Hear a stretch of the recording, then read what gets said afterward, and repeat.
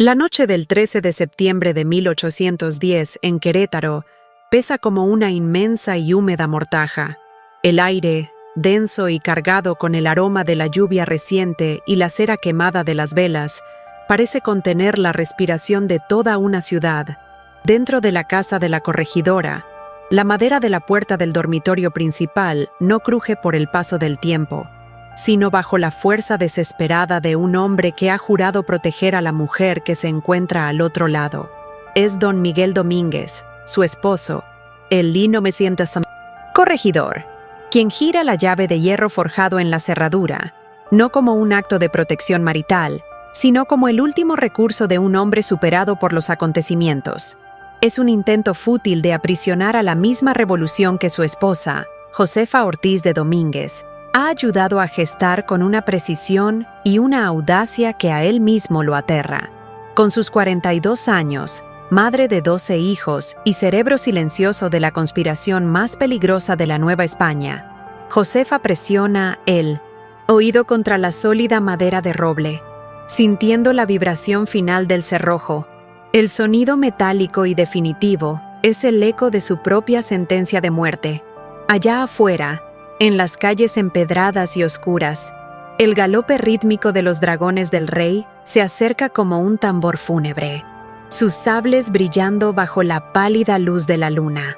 Encerrada, enfrenta un dilema que rasgaría el alma de cualquier matriarca: la seguridad tangible de sus hijos dormidos en las habitaciones contiguas contra el nacimiento abstracto de una nación.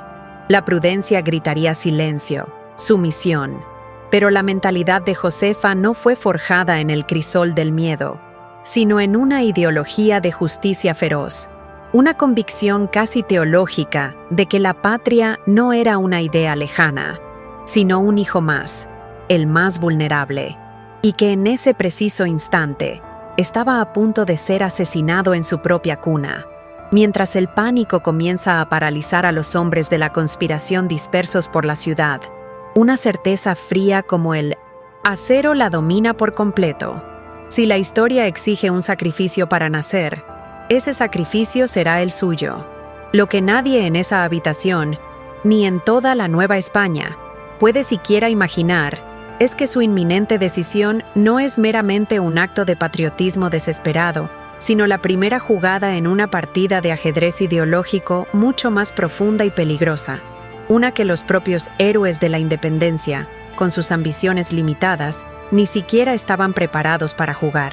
Para comprender la magnitud de la decisión de Josefa, debemos respirar el aire viciado de la Nueva España en 1810, un barril de pólvora social a punto de estallar. 300 años de dominio español han excavado un abismo de resentimiento y desprecio entre los peninsulares, españoles nacidos en la metrópoli que ostentan todos los cargos de poder, y los criollos, hijos de españoles nacidos en América, dueños de la tierra y la riqueza, pero perpetuamente relegados a un segundo plano. Este resentimiento es el combustible de la rebelión. En la opulenta ciudad de Querétaro, bajo la elegante fachada de tertulias literarias donde se declama poesía y se discute filosofía, la élite criolla conspira, pero esta no es una hermandad de patriotas unidos por un ideal común. Es un nido de víboras, un conjunto de egos y ambiciones con ideologías profundamente conflictivas.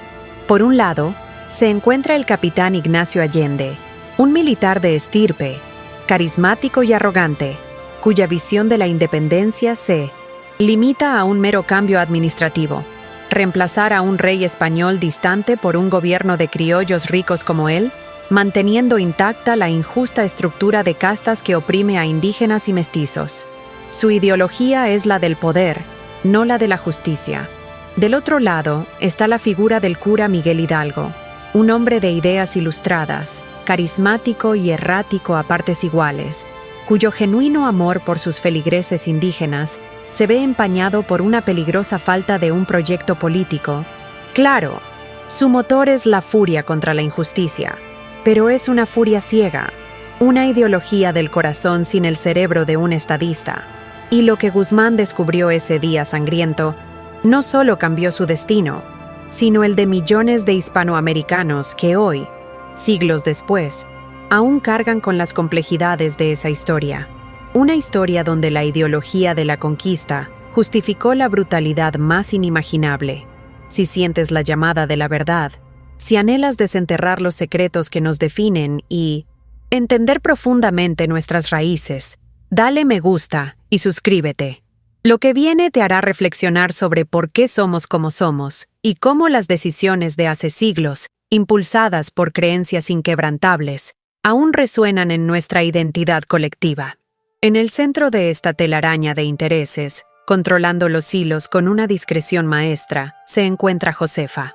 Su hogar, la casa del propio corregidor, es irónicamente el santuario de la rebelión, y su mente, disciplinada y estratégica, es el verdadero arsenal del movimiento. Ella es quien coordina, quien apacigua los egos, quien traduce las ideas abstractas en planes concretos. Pero la ideología que arde en su interior es un veneno para la frágil alianza que ha construido. Josefa no desea simplemente la independencia, anhela una verdadera república, una nación fundada sobre los cimientos de la justicia y la igualdad, donde la valía de una persona no sea determinada por el color de su piel o la cuna en la que nació. Su visión es una herejía para hombres como Allende. Ella ve con una claridad dolorosa la doble opresión que asfixia a su pueblo. La opresión de la corona española sobre la colonia, sí, pero también la opresión endémica de los criollos ricos sobre los pobres, de los hombres sobre las mujeres, una estructura de poder que sus compañeros de conspiración no tienen ninguna intención de desmantelar. El punto de no retorno, el instante en que la conspiración deja de ser un juego de salón y se convierte en una carrera contra la muerte, llega con la noticia de la traición. Un soplo, una delación, y el plan queda al descubierto. Las órdenes de arresto, firmadas con la fría caligrafía de un burócrata en la Ciudad de México, ya vuelan hacia Querétaro a lomos de un caballo veloz. La justicia del virrey Francisco Xavier Venegas está en camino, una maquinaria implacable diseñada para aplastar cualquier brote de insurgencia con una brutalidad ejemplar. Y la ironía más cruel de todas es que el primer nombre en esa lista de traidores es el de su propio esposo, don Miguel Domínguez, el corregidor del rey. Esta circunstancia la coloca en el epicentro del terremoto, transformándola de conspiradora a la esposa del principal sospechoso, una posición que la despoja de toda protección y la convierte en el objetivo más vulnerable. El encierro en su propia alcoba se convierte para Josefa en un catalizador. El miedo, que podría haberla paralizado, se transmuta en una energía gélida y precisa. Cada segundo que pasa es un grano de arena que se desliza en el reloj de la historia, y ella sabe que el destino de la incipiente nación descansa, en ese preciso instante, no en los sables de los militares ni en los sermones de los curas, sino en su propia y desesperada astucia. La ideología que la impulsa, esa creencia inquebrantable en una patria justa, le exige actuar. La primera pista crucial de la verdad oculta sobre su mentalidad no reside en la grandilocuencia de un manifiesto, sino en la simplicidad de un gesto que está a punto de ejecutar. Mientras escucha los pasos nerviosos de su carcelero y esposo al otro lado de la puerta, su mente trabaja con una velocidad febril. No piensa en el fracaso, sino en las consecuencias de la inacción. La imagen de sus compañeros, Allende, Aldama, Hidalgo, siendo arrestados en sus camas, la rebelión decapitada antes de nacer, la empuja más allá de cualquier temor personal. Siente en la boca del estómago el sabor amargo de la urgencia, una náusea que es a la vez pánico y determinación. Sus hijos, su hogar, su propia vida, todo se desvanece ante la magnitud de la causa. En ese momento, ella no es esposa ni madre, es la partera de una nación que se niega a morir en el vientre. Lo que está a punto de hacer cambiará el curso de la historia de México para siempre.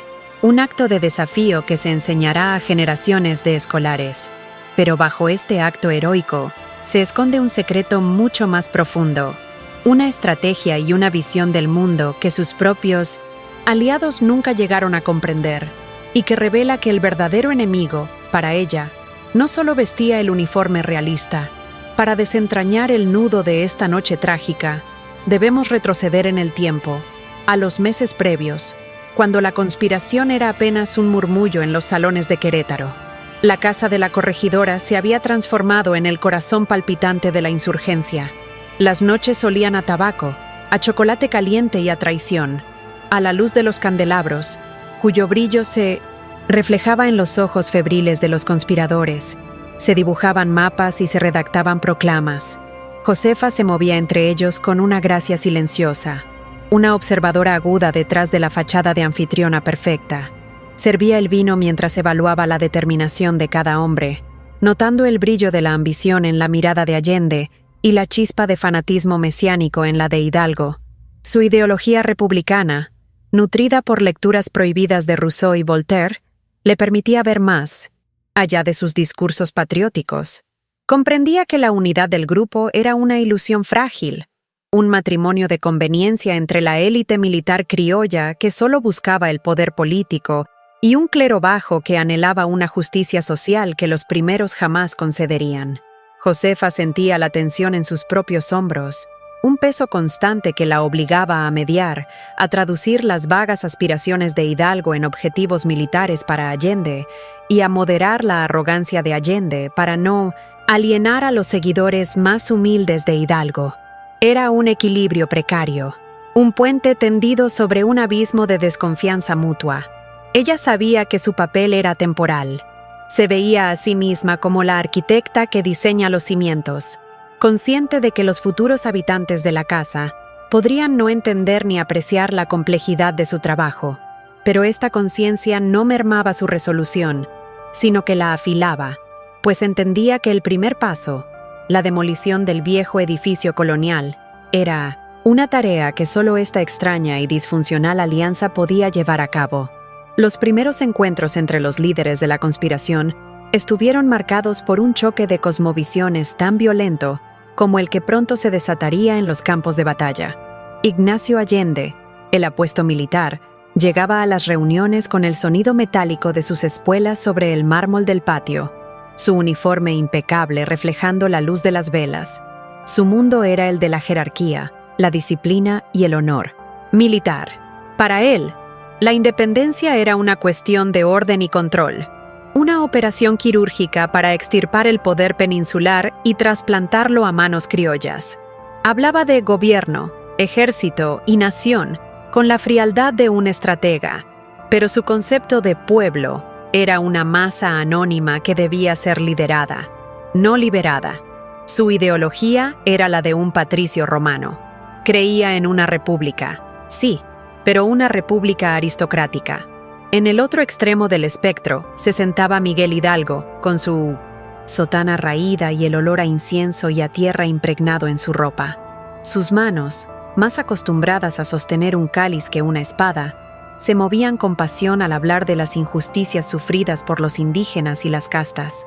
Su ideología no provenía de los libros de estrategia militar, sino del evangelio interpretado a la luz de la miseria que veía a diario.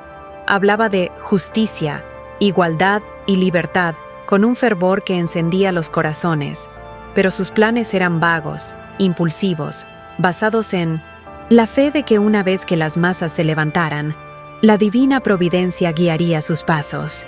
El aire en la sala se crispaba con la tensión entre estos dos mundos.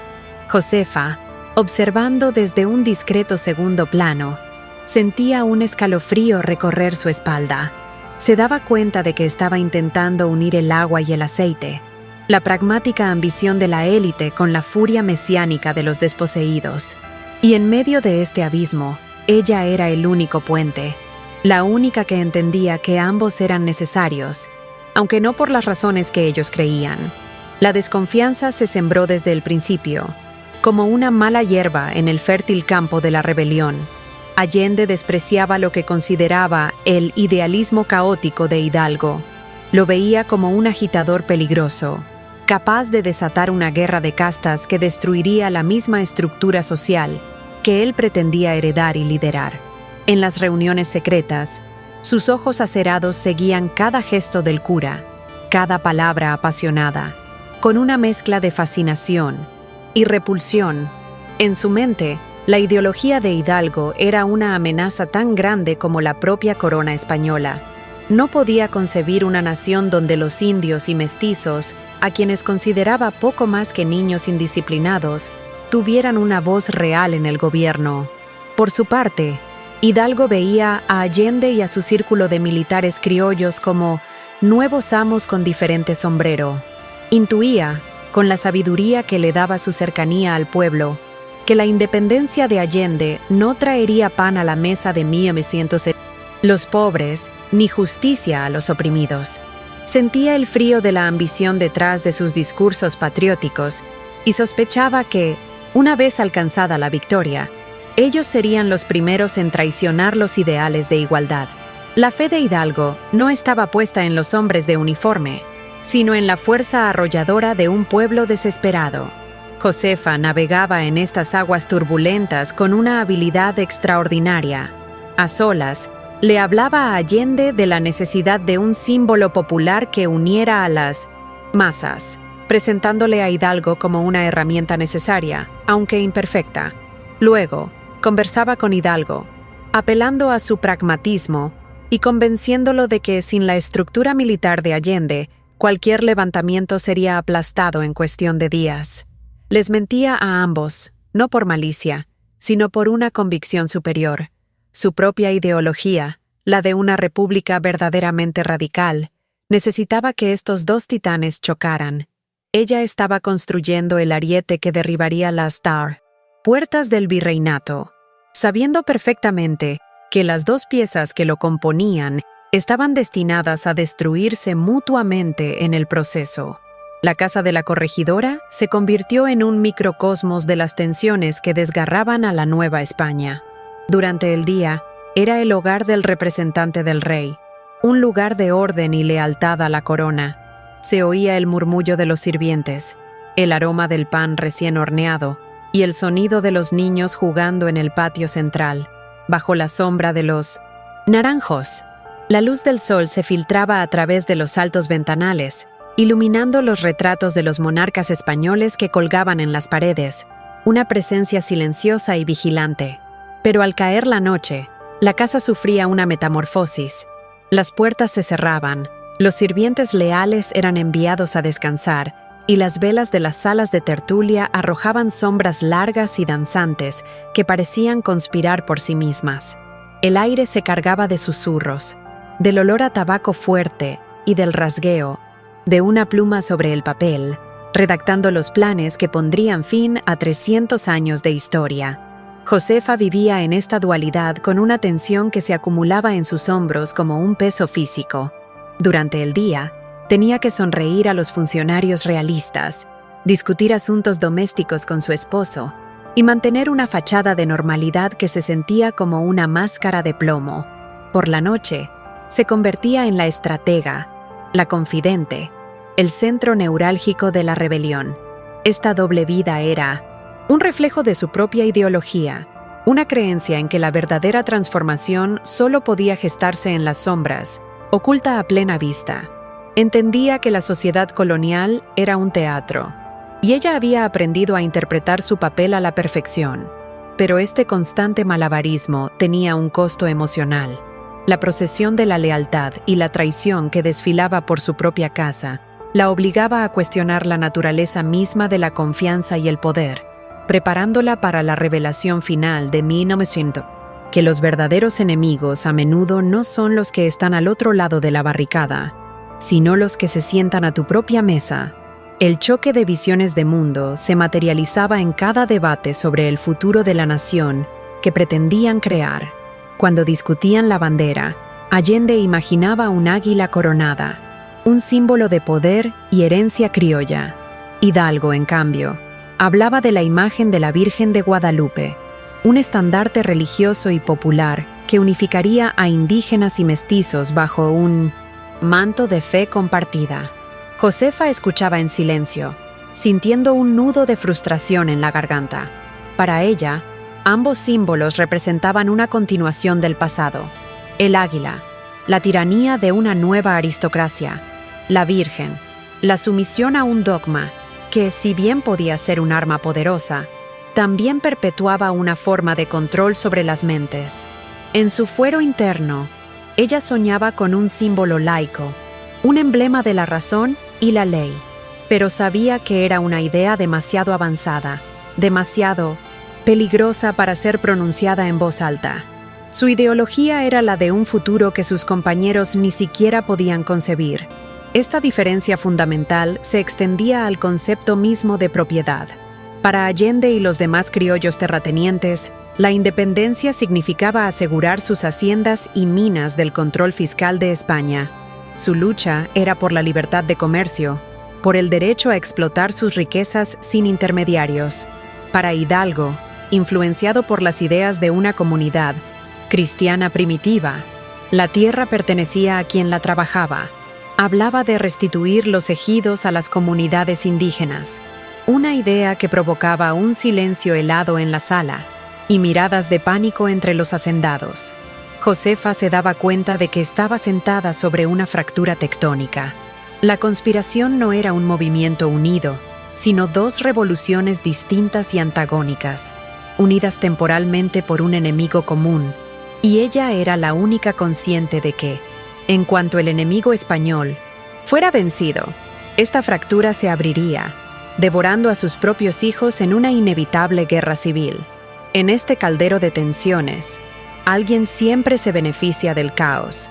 Josefa, con su aguda inteligencia política, comprendía que la discordia entre Allende e Hidalgo, aunque peligrosa, también era su mayor ventaja estratégica. Mientras ellos se vigilaban mutuamente, consumidos por sus egos y sus visiones contrapuestas, ella se convertía en la única figura indispensable, la única en la que ambos bandos confiaban lo suficiente como para mantener el flujo de información. Utilizaba esta posición para dirigir sutilmente el curso de la conspiración hacia sus propios fines. Exageraba ante Allende los riesgos de un levantamiento popular descontrolado para obligarlo a comprometerse más con la estructura militar, y al mismo tiempo alimentaba la impaciencia de Hidalgo, convenciéndolo de que solo una acción audaz y masiva podría tener éxito. Era un juego maquiavélico, justificado en su mente por una ideología que ponía el fin, una república de ciudadanos libres, por encima de los medios. Se sentía como una tejedora, entrelazando los hilos de la ambición de un hombre y la fe de otro para crear un tapiz que solo ella podía ver en su totalidad. Pero este poder tenía un sabor amargo, el gusto de la soledad. Estaba rodeada de conspiradores, pero fundamentalmente sola en su visión. Anhelaba poder discutir sus ideas sobre una constitución, sobre la separación de poderes, sobre la abolición de la esclavitud y de las castas, pero sabía que sus palabras caerían en oídos sordos, o, peor aún, despertarían sospechas sobre su verdadera lealtad. Moctezuma se encontraba ante una encrucijada que definiría el futuro de su vasto imperio, una decisión cargada de implicaciones cósmicas que lo atormentaba. Su cosmovisión, tan arraigada, chocaba con la audacia de los recién llegados, creando un abismo de incomprensión. Pero al considerar esta revelación parcial, ¿qué harías tú en su lugar, siendo él líder de toda una civilización ante lo desconocido, una traición inminente y la disyuntiva de tu propia fe? Deja tu opinión en los comentarios y dime desde qué país de nuestra América me estás acompañando en esta jornada, para que juntos exploremos cómo estas antiguas decisiones, influenciadas por creencias profundas, aún moldean nuestras realidades actuales. Las tensiones culturales se manifestaban en los detalles más pequeños, en las grietas de la convivencia diaria que anunciaban el futuro. Terremoto. Durante una de las reuniones, un mensajero indígena, enviado por uno de los aliados de Hidalgo, entró en la sala para entregar un mensaje. El hombre se dirigió a Hidalgo en purépecha, su lengua nativa, y el cura le respondió con fluidez y afecto. La reacción de Allende fue inmediata y reveladora. Un gesto casi imperceptible de disgusto crispó sus labios. No dijo nada, pero su lenguaje corporal gritaba su desprecio. Para él, ese idioma era el sonido de la barbarie, un recordatorio de todo lo que él consideraba que debía ser civilizado y asimilado por la cultura criolla dominante. En ese instante, Josefa vio con una claridad meridiana el abismo que los separaba. No era solo una diferencia política, era un choque de mundos. La ideología de Allende se basaba en la exclusión, en la creencia en una jerarquía natural donde la cultura europea ocupaba la cúspide. La de Hidalgo, aunque paternalista, al menos reconocía la humanidad y el valor de las culturas indígenas. Josefa sintió un escalofrío, no de miedo, sino de una profunda tristeza. Se dio cuenta de que la nación por la que luchaban ya estaba rota antes de nacer. Las semillas de la traición no estaban solo en los informantes que servían al virrey, sino en el corazón mismo del movimiento. La verdadera traición no sería la delación, sino la inevitable negación de los ideales de justicia por los que los más humildes iban a derramar su sangre. Comprendió que la independencia, si llegaba a manos de hombres como Allende, sería simplemente un cambio de guardia en el palacio, mientras que en los campos y las aldeas, la opresión continuaría, ahora justificada no por un rey lejano, sino por los nuevos padres de la patria. Las telas de la traición se tejían con hilos de ambición personal y miedo. A medida que el día planeado para el levantamiento se acercaba, la paranoia crecía como una fiebre. Pequeños engaños y deslealtades comenzaron a erosionar la ya frágil confianza. Allende, utilizando su red de contactos militares, empezó a organizar células de conspiradores leales solo a él, marginando deliberadamente a los seguidores de Hidalgo. Su objetivo era claro: asegurarse de que, una vez que estallara la revuelta, fuera su estructura militar la que tomara el control, y no las turbas del cura. Por otro lado, Hidalgo, desconfiando de las intenciones de Allende, comenzó a predicar sermones cada vez más incendiarios, hablando directamente a los indígenas y mestizos en un lenguaje de redención y venganza que alarmaba a los criollos moderados. Estaba forjando su propia arma, un ejército de desesperados cuya lealtad sería para él y para la Virgen, no para un capitán de dragones. En medio de esta guerra fría, Josefa sentía cómo el control se le escapaba de las manos. La lealtad ideológica que ella había intentado fomentar se estaba desmoronando, reemplazada por lealtades personales. Su sueño de una causa unida se disolvía en una lucha de facciones. Intentaba razonar con ambos, pero sus palabras se perdían en el estruendo de sus egos. Sentía la soledad de la Casandra, la maldición de ver el desastre que se avecinaba sin poder evitarlo. La tensión se volvió tan palpable que el aire en su casa parecía vibrar. Cada crujido de la madera, cada sombra en un rincón, se convertía en un presagio de la delación que, como ella bien sabía, era solo cuestión de tiempo. La pregunta ya no era si serían traicionados, sino quién sería el primero en apuñalar al otro por la espalda. Más allá de las rivalidades personales, existían fuerzas históricas mucho mayores que conspiraban contra cualquier posibilidad de una transición pacífica o una revolución unificada. La primera y más poderosa era la ambición de la propia corona española. Aunque debilitada por la invasión napoleónica en la península, el imperio no estaba dispuesto a ceder su colonia más rica sin una lucha sangrienta. La ideología imperial, forjada durante siglos, se basaba en el derecho divino y en una supuesta superioridad racial y cultural. Para la administración virreinal, cualquier movimiento de independencia no era una lucha por la libertad, sino un acto de herejía y traición que debía ser castigado con la máxima severidad. El segundo gran obstáculo era el dogma de la Iglesia Católica. Aunque clérigos como Hidalgo se unieron a la insurgencia, la alta jerarquía eclesiástica era una institución profundamente conservadora y aliada del poder real. La Inquisición, aunque en declive, seguía siendo una fuerza temible, y la amenaza de excomunión era un arma espiritual capaz de aterrorizar a la población. La ideología oficial de la Iglesia predicaba la obediencia al rey como un deber religioso, presentando la rebelión como un pecado contra Dios.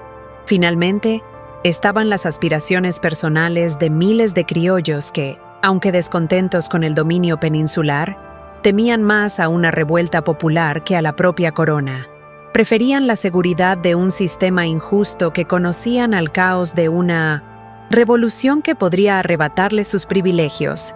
Estas tres fuerzas, la corona, la Iglesia y la élite criolla conservadora, formaban un muro casi insuperable. Josefa era consciente de que su pequeña conspiración era como una barca intentando abrirse paso en medio de un huracán. Su única esperanza era que la fuerza bruta de la desesperación popular, canalizada por Hidalgo y dirigida por Allende, pudiera abrir una brecha en ese muro, aunque fuera a un costo terrible. En el centro de esta tormenta, la jornada interna de Josefa era un torbellino de emociones y dilemas morales. Cada noche, después de que los conspiradores se marchaban y la casa quedaba en silencio, se sentaba a solas en su estudio, la única luz la de una vela que parpadeaba sobre su escritorio. El olor a cera derretida se mezclaba con el de la tinta fresca. En esos momentos de quietud, el peso de sus decisiones la abrumaba. La imagen de sus hijos durmiendo plácidamente en sus camas se superponía a la de los rostros, anónimos de los miles que morirían en la guerra que ella estaba ayudando a desatar. ¿Tenía derecho a sacrificar la paz de su familia por el futuro incierto de una nación? ¿Era su ideología de una república justa una justificación suficiente para el mar de sangre que se avecinaba? Estas preguntas la atormentaban, dejando un sabor amargo en su boca. Apretó los puños sobre la mesa, sus nudillos blancos por la tensión. Su resolución no nacía de una falta de miedo, sino de una profunda y dolorosa convicción. Recordaba las historias que había escuchado de las mujeres indígenas, de la brutalidad de las encomiendas, de la humillación diaria de las castas. Veía la arrogancia en los ojos de los funcionarios peninsulares y la complacencia de los criollos ricos. Su ideología no era una abstracción intelectual, era una respuesta visceral a la injusticia que respiraba cada día. Cada pequeña victoria en las reuniones, cada vez que lograba que Allende e Hidalgo se pusieran de acuerdo en un punto, se sentía como un triunfo, pero cada mentira que tenía que decir, cada manipulación que tenía que emplear, dejaba una pequeña cicatriz en su alma. Estaba sacrificando su propia integridad por un bien mayor, un camino solitario que la estaba transformando en alguien que apenas reconocía, una estratega dispuesta a usar a los hombres como piezas en un tablero, revelando que su verdadera fortaleza no era la pasión, sino una fría y calculadora determinación. A medida que la conspiración avanzaba, las creencias de Josefa se veían constantemente puestas a prueba, obligándola a una dolorosa evolución. Su fe inicial en la Ilustración, en el poder de la razón y el diálogo para cambiar el mundo, se estrellaba una y otra vez contra la cruda realidad de la ambición y el prejuicio. Se dio cuenta de que los hombres con los que conspiraba no eran los filósofos y estadistas de sus libros, sino seres humanos falibles, movidos por pasiones que a menudo contradecían los elevados ideales que profesaban. Esta desilusión, en lugar de debilitarla, la endureció. Su ideología se volvió más pragmática, quizás más cínica. Si la razón no podía unir a los hombres, entonces tendría que hacerlo el miedo a un enemigo común. Si el idealismo no era suficiente para motivarlos, entonces tendría que apelar a su interés personal. Comenzó a ver sus contradicciones no como un obstáculo, sino como una herramienta. La vanidad de Allende podía ser utilizada para que asumiera mayores riesgos militares. La compasión de Mío Sintet Hidalgo podía ser encausada para movilizar a las masas. Era un juego peligroso que la alejaba cada vez más de la mujer que había sido. Sentía cómo se erigía un muro de hielo alrededor de su corazón, una protección necesaria para poder tomar decisiones que otros considerarían despiadadas. Hubo momentos de duda, noches en las que el peso de la manipulación la hacía sentir como un monstruo. Pero entonces recordaba el objetivo final: Una nación donde ninguna mujer tendría que elegir entre la seguridad de sus hijos y la justicia para su pueblo. Esa visión, ese futuro luminoso, era el faro que la guiaba a través de la oscuridad moral en la que se había adentrado. Una oscuridad que, sin embargo, estaba dejando en ella una huella imborrable y un profundo secreto. La presión sobre Josefa alcanzó un punto insostenible en las semanas previas a la delación. Su esposo, el corregidor, un hombre decente pero débil, atrapado entre su lealtad a la corona y su amor por ella, comenzó a sospechar. Sus preguntas se volvieron más incisivas, su mirada más inquisitiva. El hogar, que había sido su santuario y su cuartel general, se convirtió en una jaula de oro. Tenía que mentirle a la cara al hombre con el que compartía su cama, sonreír mientras su corazón latía con la fuerza de un tambor. El estrés se manifestaba físicamente. Un dolor constante en la nuca, la pérdida de apetito, el insomnio que la dejaba agotada y con los ojos enrojecidos, la ideología que la sostenía, la creencia en un mundo más honesto y justo, se sentía como una amarga ironía mientras su vida se convertía en una red de engaños. La gota que colmó el vaso fue la llegada de un comunicado oficial de la Ciudad de México, advirtiendo de actividades sediciosas en la región del Bajío. El documento, que su esposo le leyó con voz temblorosa, olía a azufre y a peligro inminente.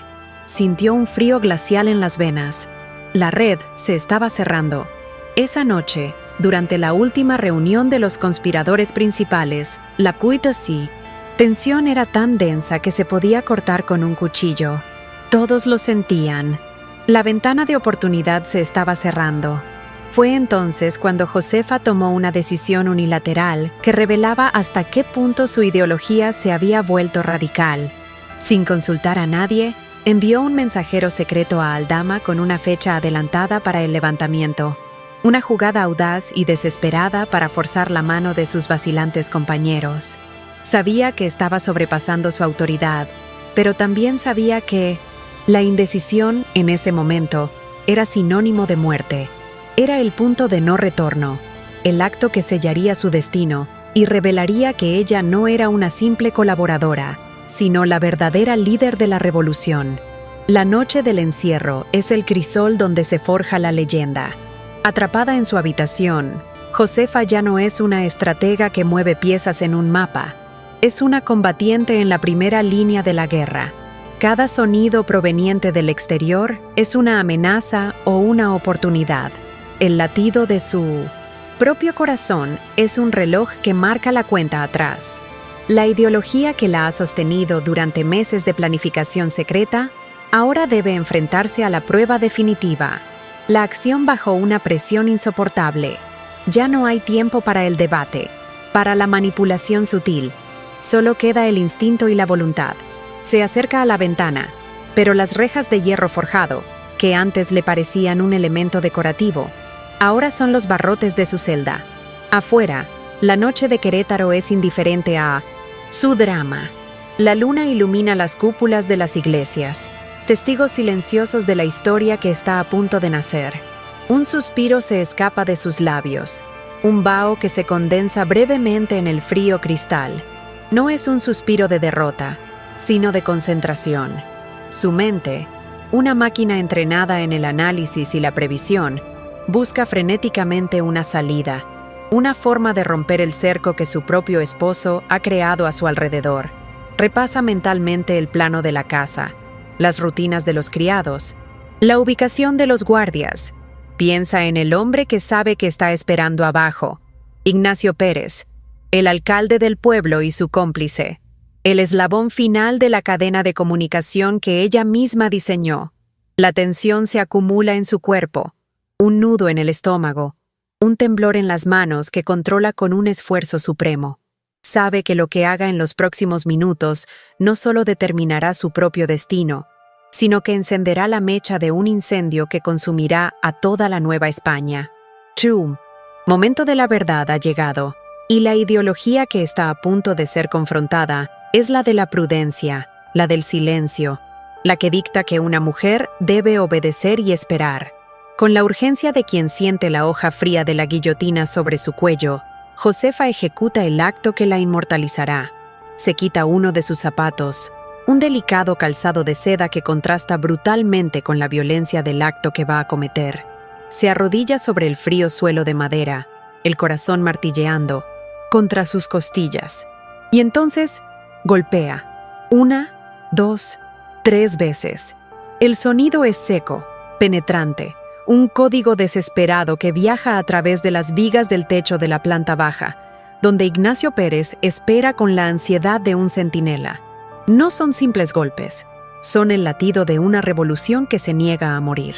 El mensaje es inequívoco, ensayado en secreto semanas antes. Hemos sido descubiertos. Avisen a Allende en San Miguel, que el grito de la independencia se dé ahora, o nunca. Ese sonido es la verdadera detonación de la guerra, pero la revelación más explosiva sobre su mentalidad oculta no reside en este acto de heroísmo público, sino en un secreto que la Tierra guardaría celosamente durante más de un siglo.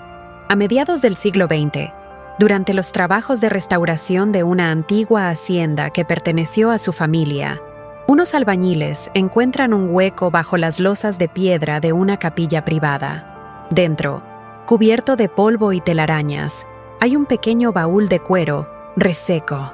Al abrirlo, el olor a humedad y a tiempo antiguo llena el aire. Contiene un pequeño diario personal de Josefa, sus páginas amarillentas y frágiles como hojas de otoño. No es un registro de eventos cotidianos, sino un manifiesto ideológico y una confesión brutalmente honesta. El eco de esas decisiones resonó por todo Tonalá, marcando un antes y un después para innumerables vidas. Guzmán, con su pragmatismo cruel y su ideología de mano dura, no solo consolidaba su poder, sino que sentaba las bases de un nuevo orden, un legado que aún hoy podemos sentir. Si esta impactante revelación te ha dejado sin aliento y te ha hecho ver la historia con otros ojos, comprendiendo las ideologías que la impulsaron, dale me gusta ahora, porque necesitamos que estas verdades profundas sean conocidas por más personas. Y comparte este video con quien, como tú, busca comprender las raíces de nuestra América y la complejidad de nuestro pasado. La tinta desvaída del diario revela a una Josefa desconocida, una mujer cuya mente política era mucho más radical y compleja de lo que la historia oficial jamás se atrevió a admitir. En sus páginas, expresa con una lucidez implacable su profunda desconfianza e incluso su desprecio por las verdaderas motivaciones de sus compañeros de causa. Describe a Ignacio Allende no como un héroe, sino como un pavo real vanidoso que solo desea un trono criollo para sí mismo, un hombre cuya sed de gloria personal eclipsaba cualquier verdadero compromiso con la justicia.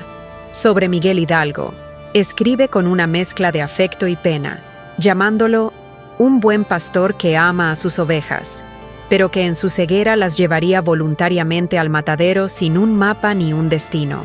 La lectura de estas líneas provoca un choque, una reevaluación de toda la narrativa fundacional.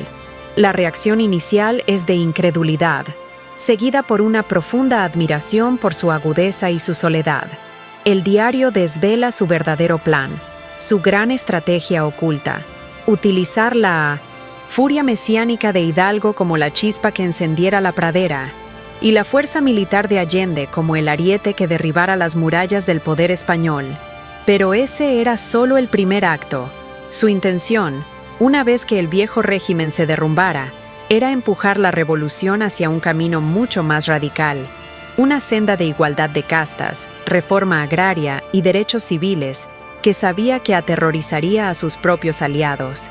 Este documento la transforma de la corregidora, la esposa leal, a Mía de Nat, la matriarca resiliente, la arquitecta intelectual que veía a los llamados padres de la patria como meras herramientas, como piezas de artillería necesarias, pero en última instancia prescindibles para la consecución de una causa ideológica que ellos, en su limitada visión, eran incapaces de comprender.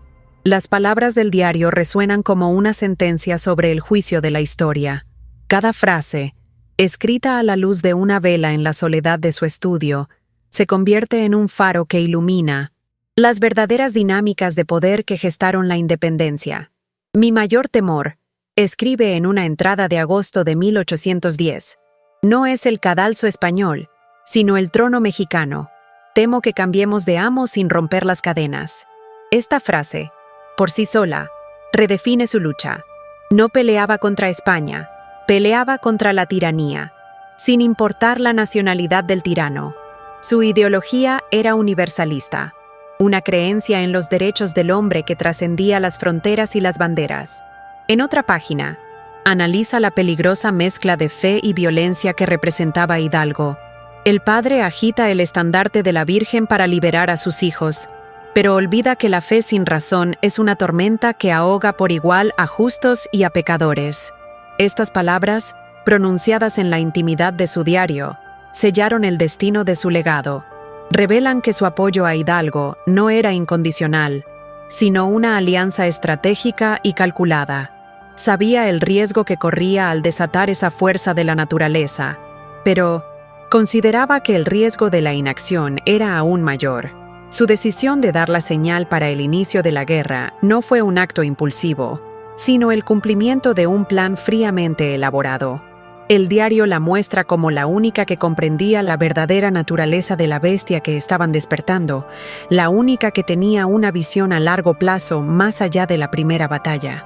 Sus palabras nos obligan a reevaluar todo lo que creíamos saber, a entender que la verdadera mente maestra de la independencia no llevaba espada ni sotana, sino que empuñaba una pluma en el silencio de la noche, diseñando una nación que ni ella misma llegaría a ver.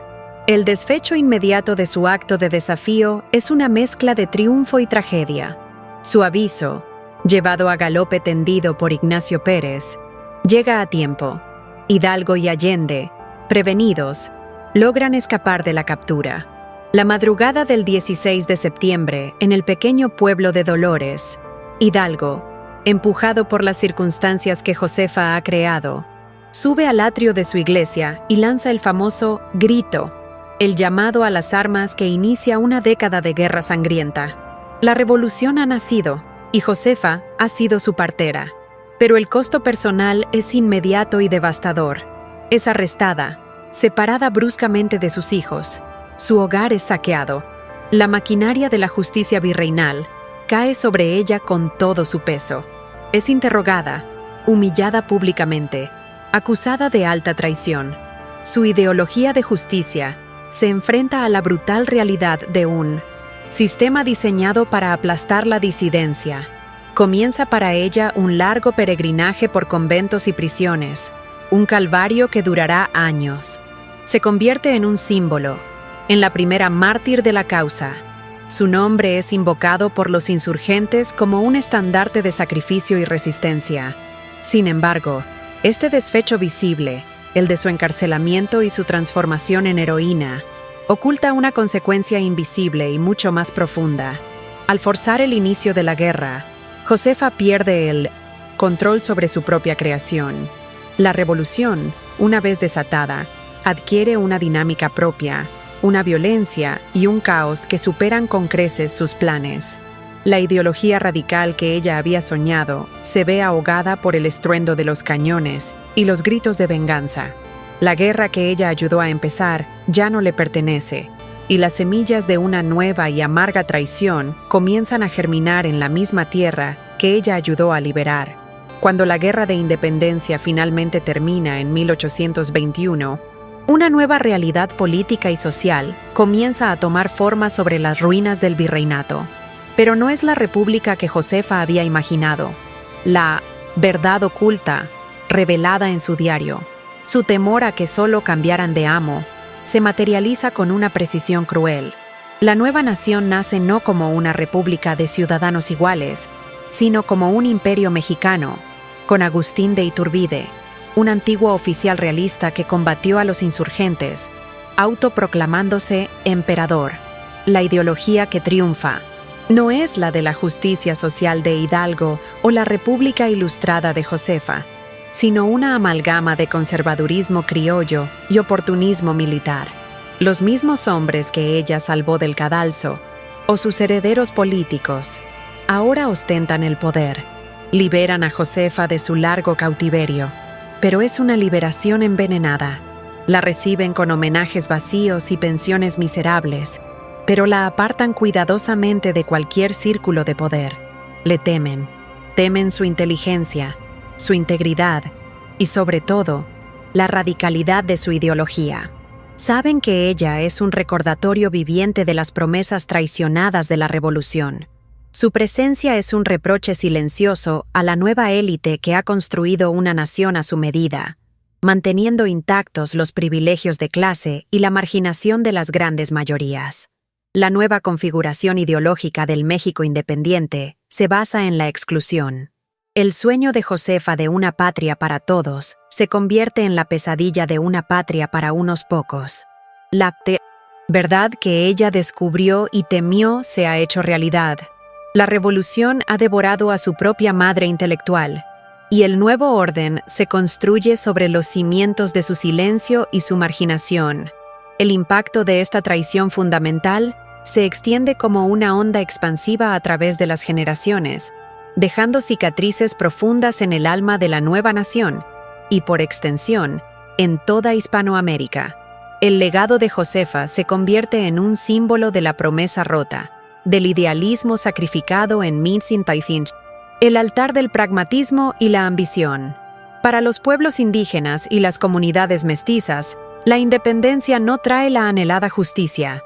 La estructura de la hacienda reemplaza a la encomienda, pero la explotación y el despojo continúan. La nueva identidad nacional que se forja es una identidad criolla, que ve con desconfianza y paternalismo a las culturas originarias, perpetuando la ideología de la superioridad cultural que Josefa tanto había combatido. El mestizaje, que debería haber sido la base de una identidad rica y plural, se convierte en un campo de batalla cultural, donde blanquearse se impone como un ideal de progreso. Las ideologías heredadas del colonialismo, el racismo, el clasismo y el patriarcado no son desmanteladas por la independencia, sino que simplemente se adaptan y se revisten con los colores de la nueva bandera. La historia de Josefa, reducida en los libros de texto a un simple acto heroico, el de golpear el suelo con el tacón, es en sí misma una metáfora de este proceso. Su compleja visión política, su radicalismo ideológico, son borrados de la memoria colectiva, reemplazados por una imagen domesticada y segura de la corregidora, la buena esposa que ayudó a su marido. Esta simplificación es una segunda traición, una que la condena al silencio póstumo y niega a las futuras generaciones el acceso a la verdadera dimensión de su pensamiento, dejando un vacío que aún hoy intentamos llenar. La transformación de la Nueva España en México es, por tanto, una historia de una complejidad dolorosa y de lecciones no aprendidas. El legado inmediato del evento no es el de una liberación limpia, sino el de un parto traumático que deja al recién nacido herido y confundido. La ponderación sobre esta transformación nos obliga a abandonar las narrativas heroicas y maniqueas. No hubo buenos contra malos, sino una colisión de diferentes egoísmos y visiones limitadas, con la visión verdaderamente revolucionaria de Josefa siendo la primera víctima del nuevo orden. La gran lección no aprendida, y que resuena hasta nuestros días, es que la independencia política sin una revolución social y mental es una victoria vacía. La ideología de la liberación no puede detenerse en la expulsión de un poder extranjero. Debe continuar con la demolición de las estructuras internas de opresión. De lo contrario, como demuestra el destino de Josefa, la revolución corre el riesgo de convertirse en un simple relevo en la cima del poder. La historia de su marginación nos deja una reflexión incómoda. El México que nació en 1821 no solo traicionó a Josefa por ser una mujer visionaria en un mundo de hombres ambiciosos, la traicionó, y quizás se traicionó a sí mismo, porque su ideología de justicia radical era una verdad demasiado brutal, una exigencia moral tan elevada que ni los propios libertadores tuvieron el coraje o el interés de enfrentar. Este fracaso original esta cobardía fundacional sentó un precedente que ha marcado la historia de México y de gran parte de América Latina, donde la lucha por una verdadera justicia social sigue siendo, en muchos aspectos, la continuación de la batalla que Josefa Ortiz de Domínguez comenzó, sola, en una habitación cerrada con llave. El eco de esos 3 golpes en el suelo de madera de Querétaro no se ha extinguido. Resuena hoy, más de 2 siglos después, en cada rincón de Hispanoamérica donde se lucha por la justicia y la igualdad. La verdad oculta de Josefa Ortiz de Domínguez, revelada en su diario secreto, trasciende la anécdota histórica para convertirse en una poderosa metáfora de nuestra identidad contemporánea. Su historia nos obliga a confrontar una pregunta incómoda. ¿Cuántas veces hemos celebrado la independencia política mientras perpetuábamos las cadenas de la injusticia social, racial y de género? La ideología radical de Josefa, su sueño de una república de ciudadanos y no de castas, sigue siendo la tarea pendiente de un continente que aún lucha por reconciliarse con su pasado. Su figura, rescatada de la simplificación de los manuales escolares, emerge como la de una verdadera matriarca fundadora, una pensadora política cuya visión era más profunda y duradera que la de los hombres a caballo que acapararon la gloria. Su desconfianza hacia los héroes es un llamado perpetuo a la vigilancia ciudadana, un recordatorio de que el poder, incluso el que nace de una revolución, tiende a corromperse si no se le somete al escrutinio de los ideales que le dieron origen. La traición que sufrió no fue solo personal, fue la traición a un proyecto de nación que quizás era demasiado avanzado para su tiempo, pero cuya pertinencia hoy es más urgente que nunca. Porque esas complejas decisiones de hace siglos, gestadas en el crisol de ideologías chocantes, siguen tejiendo la trama de quiénes somos como pueblos latinos hoy. ¿Alguna vez te has detenido a pensar cómo eventos tan lejanos y las verdades ocultas detrás de ellos, junto con las cosmovisiones que los justificaron, siguen influyendo en tu vida y en tu entorno, en nuestra cultura, en nuestra política? Comparte tu reflexión en los comentarios, y si esta historia te ayudó a conectar mejor con nuestras raíces y a comprender nuestra identidad con mayor profundidad, desde la perspectiva de las ideas que la moldearon, compártela con otros latinos que también buscan entender su verdadera y profunda historia. Solo al mirar nuestro pasado con honestidad y desvelar sus secretos, así como las mentalidades que los crearon, podemos construir un futuro con mayor conciencia y resiliencia.